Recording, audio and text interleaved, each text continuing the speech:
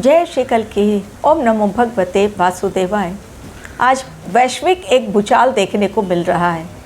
कारण दुनिया असमंजस की स्थिति में है। जिस टेक्नोलॉजी का सहारा लेकर इंसान अपने जीवन में आराम ढूंढता है, आज वही उसके लिए काल बनी हुई है। यूट्यूब हो या फेसबुक, हर दिन नए नए पोस्ट और नया वीडियो देखकर इंसान टोटली कंफ्यूज है। और साथ में स्टार्ट हो चुका है वो महायुद्ध जिसने लोगों की कपकपी छुड़ा दी है। लोग कांप रहे हैं थर-थर जब बज जाता है मौत का सायरन। अचानक से बजने लगते हैं सायरन, भाग खड़े होते हैं लोग। जो जहां पर जैसी अवस्था में हो दौड़ता है कि कहीं फिर से कोई ड्रोन, कोई मिसाइल, कोई बम उसके सिर पर ना हो गिर जाए और वो खत्म ना हो जाए। ये होता है मौत का डर और युद्ध में बजने वाला सायरन, जिससे अब तक हमारा देश बचा हुआ है। और भगवान से प्रार्थना कीजिए कि ये अवस्था आने वाले समय में भी बनी रहे, क्योंकि एक बार स्टार्ट हुआ भारत पाकिस्तान का युद्ध जो आने वाला समय दिखला रहा है। 60 डेज मार्च और अप्रैल के बीच ऑलरेडी मैंने आप लोगों को टाइम दिया है, क्योंकि इस समय ग्रहों की चाल बहुत भयंकर संकेत दे रही है। शतभिषा में सूर्यदेव और साथ में मंगल खतरनाक स्थिति बनी हुई है, एवं वहाँ पर राहु का ही वो नक्षत्र है। तो चीज़ें इस समय सही नहीं दिखलाई पड़ रही हैं। तो जब महायुद्ध ऑलरेडी छिड़ा हुआ था रशिया और यूक्रेन का, उसमें एक और बढ़ोतरी ईरान, इजराइल और अमेरिका ने कर दी। और अब दुनिया पर मंडरा रहा है आर्थिक संकट, बड़ा आर्थिक संकट मंडरा रहा है। क्या हमें भी बैंक अकाउंट्स इस समय क्लोज कर देने चाहिए? क्या वास्तव में घर में पैसे रुपए लिक्विड मनी ज़्यादा रखना चाहिए? क्या घर में खाने पीने का सामान इतना पर्याप्त मात्रा में हम रख लें कि यदि शटडाउन होता है मार्केट तो हमें तकलीफ़ ना हो? क्योंकि इस समय पावर ग्रिड पर भी हमला बोला जा सकता है। युद्ध में अक्सर ऐसा होता है कि पावर ग्रिड पर पहले हमला बोलो, बिजली गुल कर दो और उसके पश्चात ड्रोन अटैक करो और मिसाइल्स गिराओ, जो कि पहले भी हमारे देश में ऑपरेशन सिंदूर के टाइम देखा गया है। बिजली गुल पहले कर दिया जाता है सेफ्टी के लिए कि ड्रोन्स गिरे तो ज़्यादा नुकसान ना हो, क्योंकि वो देख नहीं पाएंगे, सैटेलाइट भी इमेज नहीं ले पाएगी। आजकल सैटेलाइट का ज़माना है, लोग ऊपर से इमेज ले रहे हैं सैटेलाइट के ज़रिए। तो इसलिए पहले पावर ग्रिड पर हमला करके पहले ये कर दिया। ये तो दुश्मन देश करता पावर ग्रिड पर हमला, लेकिन जानबूझकर बिजली गुल कर दी जाती है ताकि दुश्मन जो हमला कर रहा है उसका भयंकर नुकसान ना हो। लेकिन बहरीन में बहुत भयंकर पावर ग्रिड पर हमला किया गया है और कई प्रांत, बहरीन के लगभग सभी प्रांत अंधेरों में डूब चुके हैं। तो अब आती हूँ असली मुद्दे पर, और वो है आर्थिक संकट जो विश्व की इस समय रीढ़ है, उसी को तोड़ने का काम ईरान कर रहा है। लेकिन ईरान, इजराइल और अमेरिका के बीच ये जो घमासान छिड़ा हुआ है, क्या हमारे देश में भी दिखला रहा है आर्थिक संकट? और क्या बैंक के अकाउंट क्लोज कर देने चाहिए या बैंक में रखा हुआ पैसा पूरी तरह से निकाल कर हमें घर में रख लेना चाहिए? क्या हमारे बैंक अकाउंट के ऊपर भी, बैंकिंग सेक्टर के ऊपर इस समय बड़ा खतरा मंडरा रहा है? आज ये सारी बातें आपको ग्रहों के माध्यम से समझाऊंगी कि ग्रह की चाल क्या कहती है, क्योंकि फाइनेंस कौन कौन ग्रह रिप्रेजेंट करते हैं। जुपिटर, देवगुरु बृहस्पति, देवताओं के गुरु बृहस्पति यदि कुंडली में मौजूद है, पैसे रुपए की कोई तकलीफ नहीं। यदि वीनस मजबूत स्थिति में है कुंडली में, तो इंसान लग्जरियस लाइफ जीता है। और लग्जरी तब आएगी जब आपके पास पैसा, यानी पैसे को भी बैलेंस कर देते हैं वीनस एंड जुपिटर। मर्क्यूरी, व्यापार के कारक, जिसके कुंडली में मर्क्यूरी बहुत मजबूत स्थिति में है, बिजनेसमैन बहुत ज़बरदस्त वो बनता है, बिजनेस उसका बहुत अच्छा चलता है, क्योंकि कम्युनिकेशन स्किल उसकी बहुत अच्छी रहती है।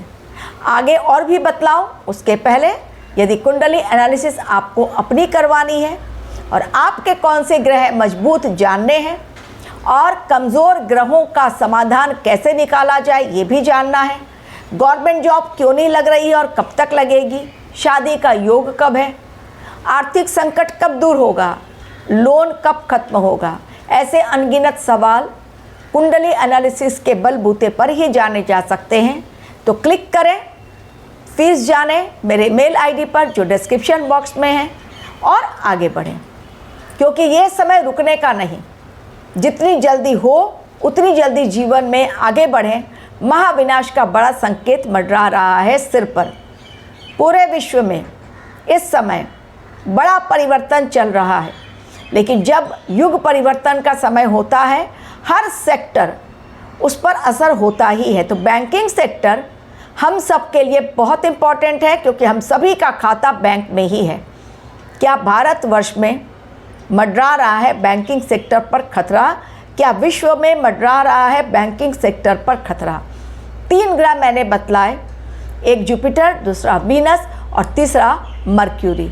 ये तीनों ही बैलेंस करते हैं फाइनेंस को, बैलेंस करते हैं बिजनेस को। जो इस समय बिजनेस बहुत सबकी निगाह, क्योंकि ये जो ईरान ने किया है, बंद कर दिया है स्ट्रेट ऑफ हॉर्मुज, जिसके कारण शिप्स जा नहीं पा रहे हैं, व्यापार ठप पड़ा हुआ है। विश्व में यही चिंता है कि आगे क्या होगा। तो क्या बैंकिंग सेक्टर पर खतरा बड़ा मंडरा रहा है? इसके साथ ही एक और ग्रह शनिदेव को ना भूलें। शनिदेव इस समय है जुपिटर की राशि यानी मीन राशि में, जलीय राशि मीन राशि में है। अब वहाँ पर शनिदेव बैठकर, शनिदेव क्या करते हैं? बैलेंस करते हैं चीज़ों को न्याय करने के साथ। यानी दुनिया में जो भी अधर्म मचा हुआ है, जो भी अनस्टेबिलिटी इस समय चल रही है, उसमें शनिदेव भी क्या करते हैं? न्याय करने के साथ ही कर्मों की सज़ा लोगों को भुगतान करवाते हैं और चीज़ों को कहीं ना कहीं सही करते हैं। और कर्ज बढ़ाते हैं शनिदेव। यदि 7.5 चल रही है, यदि शनिदेव पीड़ित हैं, यदि अंगारक योग बना हुआ है, यदि ग्रहण दोष लगा हुआ है कुंडली में, यदि पितृ दोष है, डेफिनेटली शनि की पीड़ा देती है, लाती है भूचाल ज़िंदगी में। और शनिदेव भी आर्थिक संकट का कारण बनते हैं। तो दुनिया इस समय आर्थिक संकट से जूझने के लिए क्या तैयार हो रही है, क्योंकि हालात इसी ओर इशारा कर रहे हैं। तो बैंकिंग सेक्टर भी इकोनॉमी से जुड़ा हुआ वो सेक्टर है जो हमारे लिए बहुत बड़ा एक प्लेटफॉर्म मिलता है। हमें अपने फाइनेंस को बैलेंस करने के लिए हम एफडी रखते हैं, हम उसमें से लोन लेते हैं, हम लोन चुकाते हैं, हम पैसे रखते हैं। हमारा इन्वेस्टमेंट प्लेटफॉर्म है हमारा बैंक। तो बैंक ना हो तो ये सब कैसे बैलेंस होगा? तो 4 प्लैनेट मैंने बतला दिया ऑलरेडी। ये प्लैनेट्स जो हैं वो इकोनॉमी को न सिर्फ दर्शाते हैं, बल्कि इकोनॉमी को बैलेंस करने में अपना मेजर रोल प्ले करते हैं। गुरुदेव बृहस्पति इस समय अतिचारी है, मिथुन राशि में। बुध देव इस समय, मर्क्यूरी जो है बुध देव, वो बहुत जल्द मार्गीय होंगे, अभी मार्गीय नहीं हुए, वक्रीय अवस्था में है और कुंभ राशि में है। शुक्रदेव पहुंच गए हैं मीन राशि में, यानी शनिदेव के साथ उन्होंने युति बना ली है। और शनिदेव है जलीय राशि में और पंचग्रही युति बनी हुई है कुंभ राशि में। तो डेफिनेटली ये समय खतरा बड़ा मंडरा रहा है, आर्थिक संकट। लेकिन क्या बैंकिंग सेक्टर पर खतरा है? बिल्कुल बैंकिंग सेक्टर पर कोई खतरा नहीं, कोई भी खतरा नहीं। जैसा मैंने पिछले वीडियो में भी पहले भी आप लोग को वार्निंग दी है, छोटे मोटे जो बैंक हैं, कोऑपरेटिव बैंक और जो बड़े बैंक्स भी हैं, उनको मैंने मर्ज कौन कौन से बैंक होंगे सेपरेट वीडियो दिया, उसको जाके आप देखिए। फिर से दोबारा नहीं रिपीट करूँगी, क्योंकि ये गवर्नमेंट का फैसला है कि 3-4 बैंक ही एंड में रह जाएंगे और ये प्रोसेस करने में 1-1.5 साल का वक्त लगेगा, ये नहीं कि आज ही हो जाएगा। तो बड़े बैंक्स, गवर्नमेंट बैंक्स को कई बैंकों में, छोटे छोटे जो गवर्नमेंट बैंक्स हैं उनको मर्ज किया जाएगा, प्राइवेट बैंकों को नहीं। छोटे छोटे गवर्नमेंट बैंक्स को बड़े बैंक में, जैसे SBI है या यूनियन बैंक ऑफ इंडिया है, इसमें मर्ज किया जाएगा। लेकिन जो छोटे बैंक्स हैं, कोऑपरेटिव बैंक्स हैं, या जो प्राइवेट सेक्टर के बैंक हैं, HDFC को छोड़ दीजिए, ICICI बैंक को छोड़ दीजिए, एक्सिस बैंक को भी नहीं हाथ लगाना है, कोटक महिंद्रा, इन सभी बैंकों के ऊपर कोई खतरा नहीं, बैंकिंग सेक्टर के ऊपर भी खतरा नहीं। जैसा मैंने कहा, छोटे मोटे कोऑपरेटिव बैंक जो हैं वहाँ से खतरा इसलिए क्योंकि बैंकिंग घोटाला होगा, बैंक घोटाले सामने आएंगे, तब लोगों के पैसे फंसेंगे। लेकिन इसका कतई अर्थ नहीं कि आप जिस बैंक में रखे हैं, येस बैंक या कोटक महिंद्रा बैंक या HDFC या एक्सिस या पंजाब नेशनल बैंक या बैंक ऑफ इंडिया या बैंक ऑफ बड़ौदा, इन सब बैंकों में या इंडियन ओवरसीज़ बैंक, अभी रिसेंटली एक पकड़ा गया बहुत बड़ा घोटाला, लेकिन हर जगह नहीं हुआ है।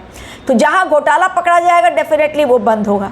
लेकिन ये नहीं कि आप अपना अकाउंट बंद कर दें, बैंकिंग सेक्टर डूबने वाला है, पैसे आपके फंसने वाले हैं, आप लॉसेस में चले जाएंगे, आपको FD नहीं मिलेगी वापस, आपने जो बैंक में रखे हैं गहने वो नहीं वापस मिलेंगे, आपको अपने अकाउंट से पैसा भी निकालने को नहीं मिलेगा। ये अनर्गल बातें सोशल मीडिया पर जानबूझकर फैलाई जा रही हैं कि ये 3-4 महीने बहुत भीषण युद्ध चूंकि छिड़ गया है, अब उसको युद्ध को और बैंकिंग सेक्टर को मिलाया जा रहा है, क्योंकि बैंकिंग सेक्टर इकोनॉमी दिखलाती है।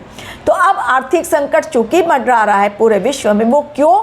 मैंने जैसे बतलाया कि तेल का व्यापार नहीं हो पा रहा है, या व्यापारिक जो रास्ता है, समुद्री रास्ता, वो चूंकि बंद हो गया है, इसलिए तो महंगाई इसलिए बढ़ेगी। लेकिन बैंकिंग सेक्टर पर कोई खतरा नहीं, आराम से रखें आप बैंक में पैसे। जिन बैंकों के मैंने नाम लिए, अब पता नहीं आपका अकाउंट कहाँ पर है, लेकिन कोऑपरेटिव बैंक एकाध, सारे कोऑपरेटिव बैंक बंद हो जाएंगे ऐसा भी नहीं है, लेकिन कभी कभार न्यूज़ आ जाती है कि बैंक बंद हुए और बैंकिंग घोटाले भी सामने आएंगे, डिजिटल स्ट्राइक होगी और साइबर क्राइम की घटनाएं भी हमारे सामने आएंगी। लेकिन बैंकिंग सेक्टर सेफ है, बैंकिंग सेक्टर में कहीं कोई किसी रूप में भूचाल नहीं आने वाला है, ना इस डिकेड में ना अगले डिकेड में, क्योंकि जब तक इंसान है तब तक बैंक भी चलता रहेगा। तो बैंकिंग सेक्टर कभी भी खत्म नहीं होगा, उसे ज़ीरो पे नहीं लाया जा सकता है, क्योंकि इंसान घर में पैसे नहीं रखेगा, इंसान बैंक में ही पैसा रखता है, सबसे सेफेस्ट प्लेस वही है। इसलिए आप लिक्विड मनी ज़रूर थोड़ा रखें घर में खर्च के लिए, क्योंकि कभी ATM शटडाउन हो गया, कभी बैंक बंद हो गए स्ट्राइक के कारण, कभी इंडिया पाकिस्तान का युद्ध अचानक स्टार्ट हो गया, तो कुछ कहा नहीं जा सकता। इसलिए इस समय थोड़ी लिक्विड मनी और घर का सामान जितना आपको ज़रूरत है उससे थोड़ा सा ज़्यादा प्रिजर्व करके रखें, क्योंकि रेड अलर्ट भारत के लिए भी कंटिन्यूअसली दी जा रही है, इनपुट बहुत खतरनाक मिल रहे हैं। ये था बहुत क्लियर कट वीडियो जो आप लोगों को मैंने बैंकिंग सेक्टर के कारण जो कन्फ्यूजन पैदा हुआ है उसको मैंने क्लियर किया कि ईरान, इजराइल और अमेरिका युद्ध के कारण किसी भी बैंकिंग सेक्टर पर, किसी भी बैंक पर कोई बड़ा खतरा नहीं मंडरा रहा है। Thank you very much for watching.